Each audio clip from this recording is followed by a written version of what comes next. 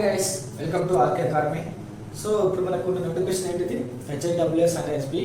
So అంటే Hyderabad metropolitan water supply and sewage board. So ఈ ఎగ్జామ్స్కి అంటే సో ఎలా ప్రిపేర్ అవ్వాలి అంటే జనరల్ స్టడీస్ ఎలా ప్రిపేర్ అవ్వాలి, టెక్నికల్ సబ్జెక్ట్ ఎలా ప్రిపేర్ అయ్యింది ఒక వీడియో నేను వీడియో చేస్తున్నా. సో ఇందులో వచ్చేసి మోస్ట్లీ ఏడబ్ల్యూ ఎలా ఉంటుంది, ఎలా ఉంటుంది. సో మోస్ట్లీ మనం సర్వేయింగ్ కానీ, ఎస్పీడీసీఎల్ కానీ, ఎంపీడీసీఎల్ కానీ, ట్రాన్స్కో, జెన్కో ఇలాంటి ఎగ్జామ్స్ రాస్తుంటాం కదా. సో ఏడబ్ల్యూకి ప్రిపేర్ అయితే ఆటోమేటిక్గా ఏకి వాటికి ప్రిపేర్ అవ్వచ్చా అంటే సో మేబీ 80% అయితే అవ్వచ్చు. సో ఏడబ్ల్యూ మనం కొంచెం హై లెవెల్ డిగ్రీ లెవెల్ కాబట్టి కొంచెం టఫ్గా ఇచ్చే ఛాన్స్ ఉంది. సో ఏ అనేది కొంచెం డైరెక్ట్ క్వశ్చన్ వచ్చే ఛాన్సెస్ ఉన్నాయి అనమాట. సో ఇలా చూసుకుంటే 2015లో హెచ్ఐడబ్ల్యూఎస్ పోస్ట్ పడ్డప్పుడు అప్పుడు ఆ ఎగ్జామ్ ఎలా ఉంటుంది అంటే డైరెక్ట్ క్వశ్చన్స్ ఇచ్చారనమాట. సో దాని తర్వాత ప్రాసెస్లో వచ్చేసి 2017లో ఆర్ఎండ్బి ఎగ్జామ్స్లో కొంచెం టఫ్గా ఇచ్చారు. తర్వాత మళ్ళీ ఆర్డబ్ల్యూఎస్ 2018 ఏప్రిల్ 1st అనుకోండి ఎగ్జామ్ రాసింది. సో అప్పుడు ఎలా ఇచ్చారంటే క్వశ్చన్స్ చాలా టఫ్ అనమాట. గ్రూప్ 2 లెవెల్లో ఆ లెవెల్లో ఇచ్చారనమాట. సో ఎలా అవుతారంటే క్వశ్చన్స్ ఇచ్చేకి కింద 4 ఆప్షన్స్ ఇచ్చేసి సో అందులో మళ్ళీ డివైడ్ అనమాట. So A option, B option 2 are correct, or both are wrong అంటే ఇలాంటి క్వశ్చన్స్ ఇచ్చారనమాట. సో కొంచెం డెప్త్గా ప్రిపేర్ అయ్యారు. మోస్ట్లీ నాట్ డైరెక్ట్ ఇవ్వలేదు, బట్ కొంచెం డిఫికల్ట్గానే ఇచ్చారు. సో ఇప్పుడున్న మన కాంపిటీషన్ బట్టి చూస్తే టఫ్గా ఇచ్చే ఛాన్స్ ఉంది. కాబట్టి ప్రిపేర్ అవ్వాల్సిన సబ్జెక్ట్ మీదనే కాన్సన్ట్రేషన్ చేస్తే కొంచెం బెటర్ అని నా ఒపీనియన్. అండ్ ఒకసారి ఏడబ్ల్యూ డీటెయిల్స్గా ఎలా క్వశ్చన్స్ అనేది ఎలా ఇస్తారో ఒకసారి చూద్దాము. సో ఏడబ్ల్యూ మనకున్న క్వశ్చన్స్ అన్ని ఓకే 150 క్వశ్చన్స్ కదా, 150 క్వశ్చన్స్, 150 మార్క్స్. సో ఈ 150 క్వశ్చన్స్లో ఎలా ఇస్తారంటే జనరల్ స్టడీస్ అనేది 100 మార్క్స్. ఈ 100 మార్క్స్లో సో మళ్ళీ ఎలా ఇస్తాడు 50 మార్క్స్ అని వచ్చేసి ఏంటిది? సో ఆప్టిట్యూడ్ అండ్ రీజనింగ్ గురించి అనమాట. సో ఆప్టిట్యూడ్ రీజనింగ్ తర్వాత చూద్దాము. ఫస్ట్ ఆఫ్ ఆల్ ఈ 100లో ఎలా వస్తుందంటే 60 క్వశ్చన్స్ అనమాట.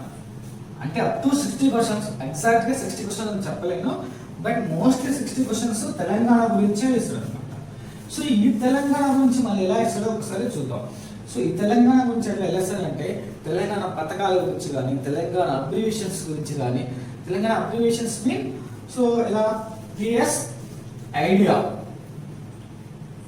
ఓకే, అండ్ టిఎస్ ప్రైడ్ అనగా, ఓకే, టిఎస్ ఐటిఐఆర్. సో వీటి యొక్క ఫుల్ ఫామ్ అనమాట, మీన్ అబ్రివేషన్స్ అది అడుగుతారు. అంతేవిధంగా టిపిఎస్ అనగానే సో వీటి గురించి కొంచెం ఇంపార్టెంట్.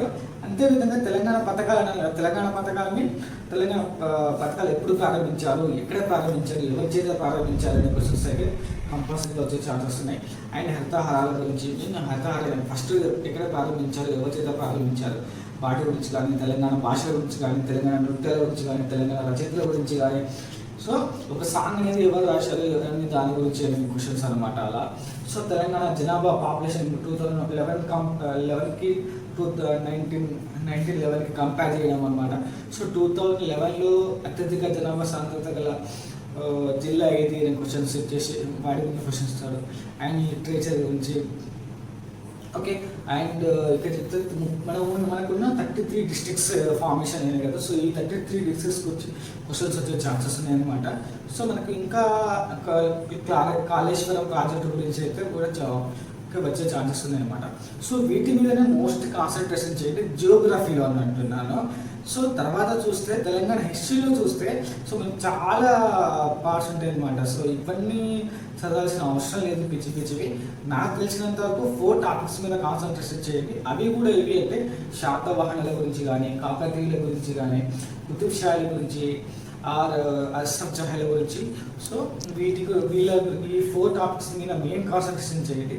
సో ఇందులో కూడా అష్రఫ్ జహాలలో నిజాం పాలన గురించి అయితే మోస్ట్లీ క్వశ్చన్స్ వచ్చే ఛాన్సెస్ ఉన్నాయి.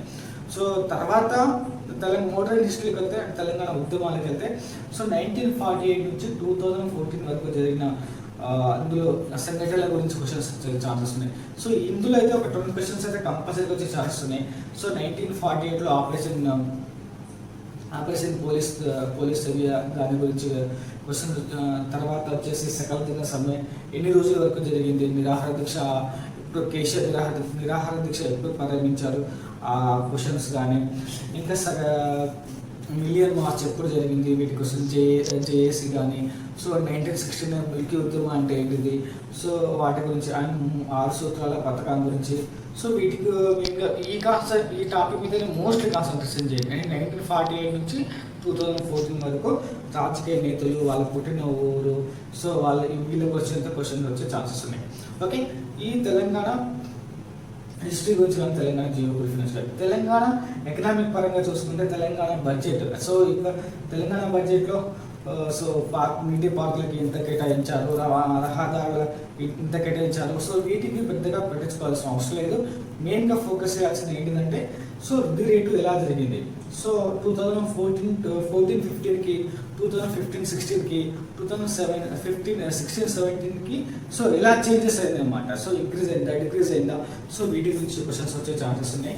అండ్ ఇంకా ఏంటిదంటే సో బడ్జెట్లో కూడా ఒకసారి లేటెస్ట్ బడ్జెట్ గురించి అయితే కొంచెం క్వశ్చన్ కాన్సన్ట్రేషన్ చేయండి. సో 2019 బడ్జెట్ గురించి కూడా చూడండి.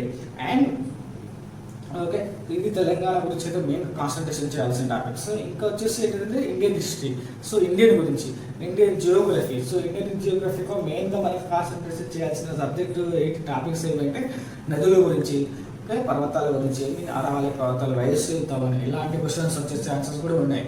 సో శీతోష్ణ శక్తిని మనం విన్న వాటి గురించి. సో జియోగ్రఫీ నుంచి 5 మార్క్స్, ఇండియన్లో మోస్ట్లీ 20 మార్క్స్ అనమాట. సో మనకి ఇప్పుడు తెలంగాణ 60 మార్క్స్ అన్నాను కదా, ఇండియన్లో వచ్చేసి ఎలా ఉంటుందంటే ఒక 20 మార్క్స్. ఈ 20 మార్క్స్లో అనేది నేను చెప్తున్నాను. జియోగ్రఫీలో 5 మార్క్స్, మోటర్ హిస్టరీలో 5 మార్క్స్, ఇంకా పాలిటీలో 5 మార్క్స్, ఎకనామిక్స్లో 5 మార్క్స్. ఇలా సో మోస్ట్లీ పాలిటీ మీద కాన్సన్ట్రేషన్ చేయండి.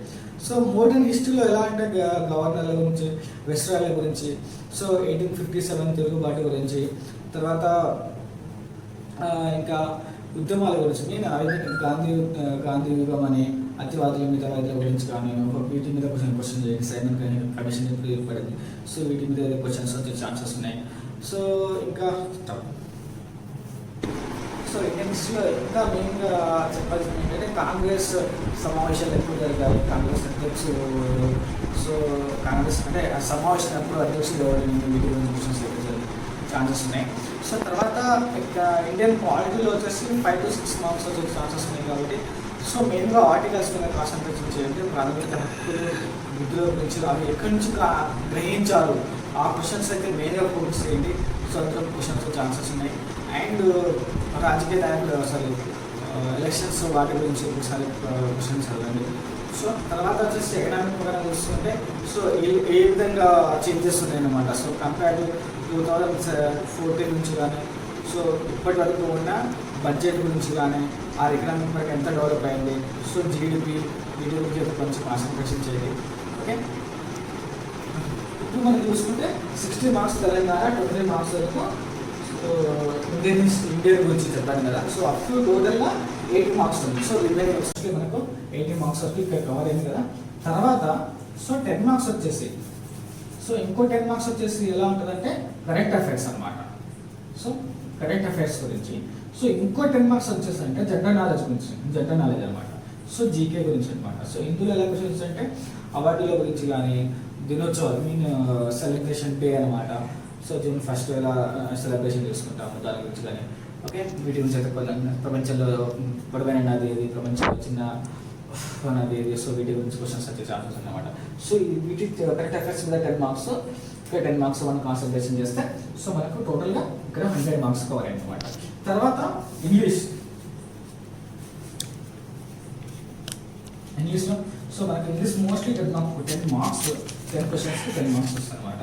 సో మోస్ట్లీ వీటిని 10 మార్క్స్ 10th స్టాండర్డ్ అనమాట. 10th స్టాండర్డ్ బేస్ చేసుకొని చేస్తే మనకు ఆటోమేటిక్గా వీటి పెద్దగా పెట్టించుకోవాల్సిన అవసరం లేదని అని కాదు, బట్ మోస్ట్లీ ఇంపార్టెంట్ మనం 10th బేస్ చేసుకొని సో ఆర్టికల్స్ ఫిల్ చేయడము, సో సమ్ స్పేస్ ఇచ్చి ఫిల్ చేయడం ఫిల్ చేయమంటాడు.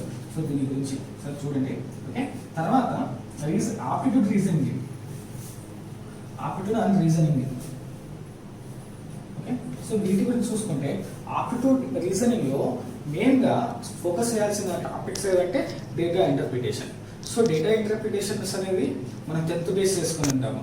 సో టెన్త్లో ఆల్రెడీ చేసి ఉంటాం కదా, పై చార్ట్ తీసుకుని పర్సెంటేజ్, సో ఎంత క్వశ్చన్స్ అడుగుతారన్నమాట. అది దాని గురించి సో టేబుల్స్ ఫార్మేషన్ వచ్చేసి టేబుల్ ఫార్మేషన్ కానీ గ్రాఫ్లో కానీ వచ్చేసి ఒక 5 క్వశ్చన్స్ అన్నమాట.